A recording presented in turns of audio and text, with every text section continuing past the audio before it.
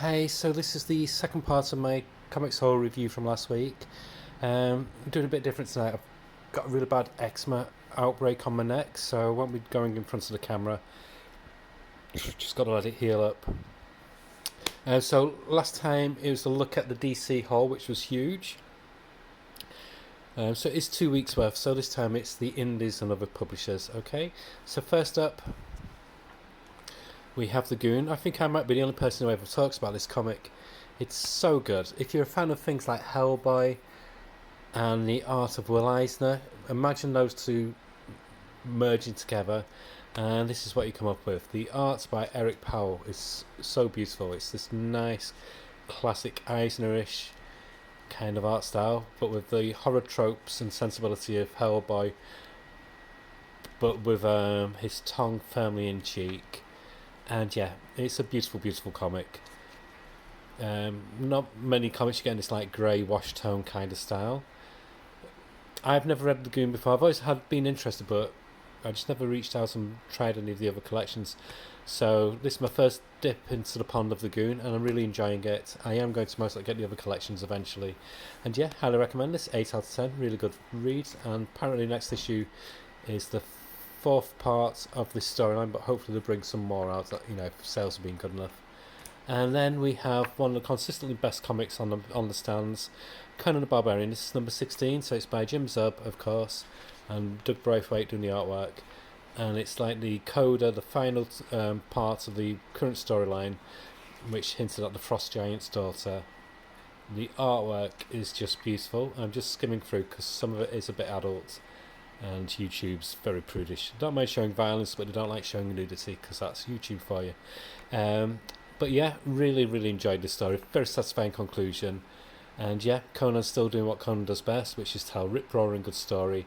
And since being let through the restraints of Disney/Marvel, it's nothing censored. It's a comic for grown-ups, and that's how it should be.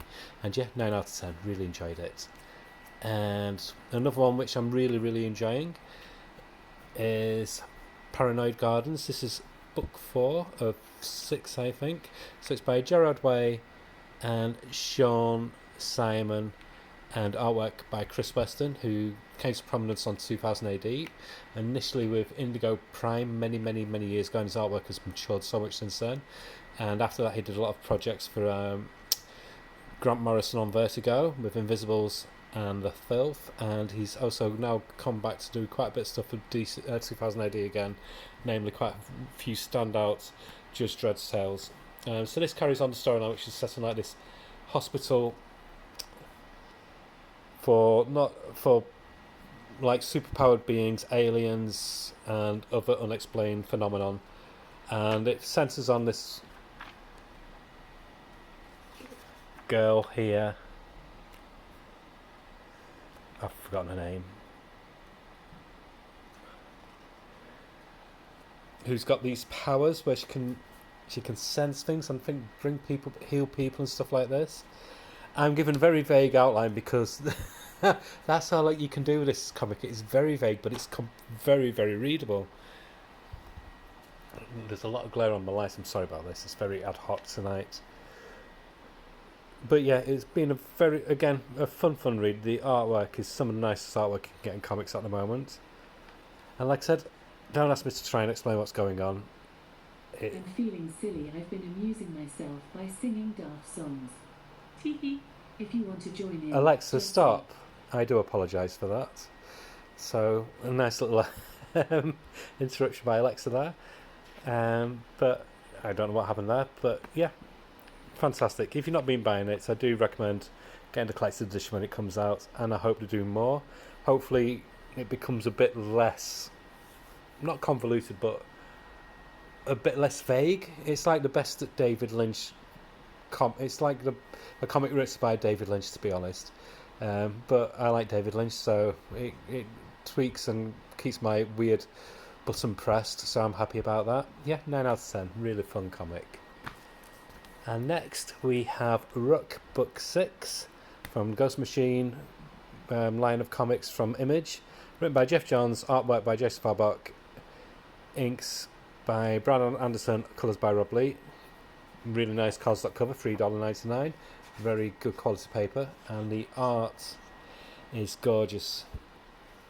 I don't know if I buy a comic just for art, but even if the story was poor, I'd be tempted to carry on this comic. But fortunately, the story is fantastic. Jason Fabok, like brain fog, like Chris Weston, is at the top of his game at the moment, and it's just gorgeous. So as I've said before, I'm sure people know, it's set on this planet where people have these helmets which are like avatars that give them control over the creatures that the helmets represent. So Rook has control over crows, and so on and so on. Somebody has power over these giant bears. The person who did originally have the power over the bears, he was killed, and this other guy took his mantle. But the mystery deepens in this issue, and there's a big turning point, big reveal that all is not as it seems. I'll just quickly go over that. And there's a bigger development as well with her. It turns out there's a big mystery with her dad, and I won't turn to the last page because that kind of leads on to the next storyline, which will continue next year, and I'm fine with that. I'd rather them do 6 months on, 6 months off, if it means you get the consistent high quality. Gorgeous book, very satisfying ending, 9 out of 10. Really loved it. And still on the Ghost Machine line, beautiful cover by Brian Hitch, and it's Redcoat number 7.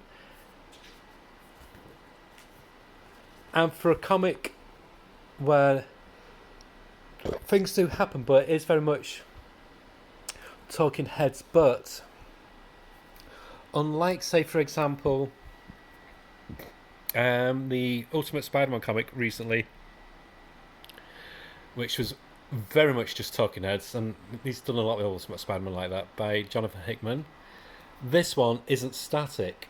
There's talking. So basically, as you know, this character here, he's immortal. So the world's changing around him, and he's still stuck as he is. And he had a young partner who turned out to be Einstein, but obviously he never ages, but people around him does. So Einstein now is aged, and it's just him reacquainting himself with Einstein years after the last met up. So now Einstein is basically on his deathbed, and that's all this comic is. It's just him meeting up with Einstein again, reminiscing, and having a conversation. So this is just chatting, but it's not boring. It's not just headshots. Why can't Jonathan Hickman and whoever the artists of the week on Ultimate Spider-Man do that on Ultimate Spider-Man? Why can't they make it flow like this? I would carry on with Ultimate Spider-Man if they did that. That's what made me stop. But they just had static headshots all the time. Maybe just slight change in the eye twitch or whatever. That's not how you do it. This is how you do it. This is what keeps a reader entertained. This is cinematic, which obviously Brian Hitch is one of the kings of doing for comics. And it's perfect. And I don't want to go so much onto it because to say it's a book where there's not much action, it is just two friends reuniting after a long time. It hits with such an emotional resonance in the last few pages. And yeah, and it gives Redcoat, from being like the fun, in brackets, comic of the Ghost Machine universe, bit of gravitas, and it's kind of like he's grown up all of a sudden, kind of like the character's grown up as well. That not everything is just a laugh and a rip-roaring adventure. He loses people, and it impacts his life. And yeah, this was fantastic. In fact, I'll give this a 10 out of 10 for the art, the pacing, and the storytelling. Just a wonderful comic. And like I said, this is how you can do talking heads, but make it interesting. And then we have another great comic and another cardstock cover. I keep on missing the Michael Walsh covers, so I'm always having to get the variant covers. And I'm not a big fan of variant covers, but there we go. So this is Frankenstein book 3. There's another one to go. So this is the Frankenstein stories, Universal Monsters version, told through the eyes of characters surrounding the story. So this is about a young boy whose dad, his hands were used for the hands of the monster for Frankenstein's creature. And it's just wonderful. The colouring, the artwork, the storytelling, the pacing is just fantastic. it feels just like the classic Universal Studios kind of films. What works about it is because the what person who does colouring is Michael Walsh's partner or wife, and it works. I think some of the best art teams are when the partners do the colouring, who is, want to give her own credit, Tony Marie Griffin, and you can tell they're just so in tandem with each other. The colours add so much emotion and depth and feeling to the story. And yeah, this was so much fun. So basically, the monster is going on a rampage, but not what you see in the film. This is a different one, and it's affecting people who might not be impacted in the film as much. And yeah, another great comic, 9 out of 10. And we have my one Marvel comic that I'm collecting at the moment, and that is Namor Book 4 by Jason Aaron and arts by Paul Davison and Alex Linz. And yes, I'm getting one Marvel comic, and the reason I'm getting this one, the writing is fantastic. The comic's $4.99, but you get, I think, 28 or 30 pages of story, and the art has the same team that they've had since issue 1. So for a Marvel comic, which a comic that's going to be 8 issues, that's a bit of a miracle. And the colouring is beautiful. It's just a great comic, and it's actually a grown-up comic from Marvel, but without the pomposity or the big world ideas of Jonathan Hickman. This is just grounded. It just tells a really good... I love Namor, and this is a really good version. It does a great present-day storyline, and it dips... And look at the artwork, though. It dips seamlessly into his past as well, and they both tie up into events that are going on in present day. And yeah, this was just a joy to read. There was no way I was going to stop this, even though I've stopped every other Marvel comic. And if you're not reading this, you're missing out on a treat, because since Jason Aaron's gone freelance again, it's like he's got his creative streak back. This is some of his strongest writing I've seen him do in a long, long time, and I'm really enjoying it. In fact, I'm enjoying this more than his Batman Off-World comic. It's such a good comic, and I would love for him to do a World War II story featuring the Invaders. I think it'd be a natural choice for it, with this art team as well. Absolutely adore this comic. Yeah, 9 out of 10. See, I might bash Marvel, but if something's worthy of praise, I will praise it. So that's my one Marvel comic. And then we come to one of my favourite comics of the past year. That's Grommets, and this is Grommets Book 5. Now, past few issues I've been saying, a lot of people have been saying what a fun retro blast this comic is, where it focuses on the American youth in the mid-80s, which is very much like British youth as well, where it's all skateboards, punk, getting girls and getting high, etc. But this takes a turn. This goes very, very dark in this issue. So there's a house party, and it quickly gets out of hand when these jocks invade and basically just take over. They approach the girls when the girls don't want to be approached. The young guys there, they have no chance against the jocks, and jocks just think they've got to prove that they're macho and masculine by beating them up, and things get very, very ugly. Not the art though, the art is gorgeous, and it was just perfect. Like the others had leaned very much into the family drama and the comedy side, this goes very dark at the flick of a switch, and you know what? It works all the best for it because you just weren't expecting it. The only comparison I could get, it's got like the little bit shades of very early very early shades of John Hughes films, but with the sensibility of Richard Linklater from his teen movies.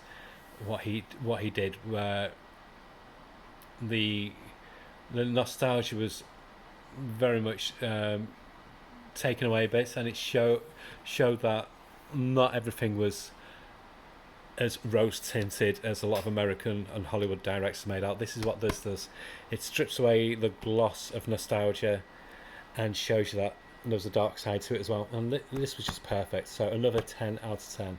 And then finally, we have Come Find Me, which is a one-shot from Distillery, featuring Hamlet Machine, who I've never heard of, Becky Cloonan, beautiful artist and writer, Molly Mendoza, Vanessa Del Rey, Celine Loop, and E.M. Carroll. So these are all short stories.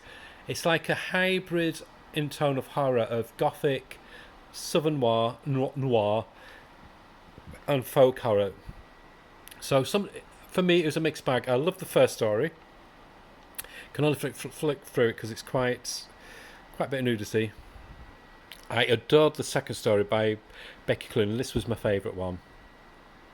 That had very much a feel of like the old horror films from Roger Corman. I had that kind of feeling in my head as I was reading it. But I must admit, after that, I wasn't that... The stories didn't hold me. I felt like the other people who took it over afterwards, I don't think they were experienced enough in the storytelling. The art was really nice. Like, this artwork was great.